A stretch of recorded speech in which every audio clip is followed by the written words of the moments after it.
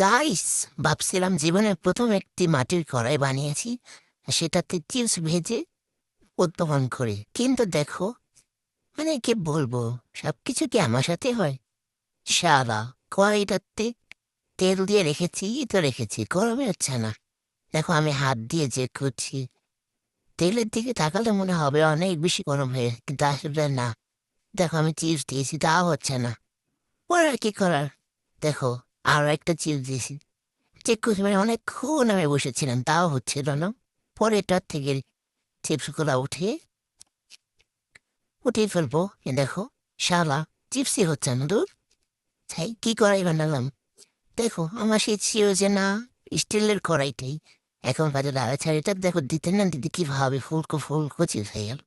মাশা আল্লাহ, এটাই তো কামের কড়াই, ধরু। কি আর মাটির কড়াই, শালা ফালতু। এতক্ষণ চিপস ভেজে খেয়ে হজম হয়ে যাওয়ার কথা, সেখানে চিপসই হচ্ছে না। দেখো, এটাতে কি সুন্দরভাবে হয়ে গেছে, আমার ধরতেই হচ্ছে না, এমনি এমনি হয়ে গেছে। তারপরে একটু নাড়াচাড়া দিয়ে দিলাম আর কি। দেখো, হার্ট শেপের চিপসগুলোর কি অবস্থা, একটু হার্ট শেপ নেই। কি তেব্রো থেব্রো অবস্থা, কি আর বলবো। যাই হোক, এই যে দেখো আমার চিপস।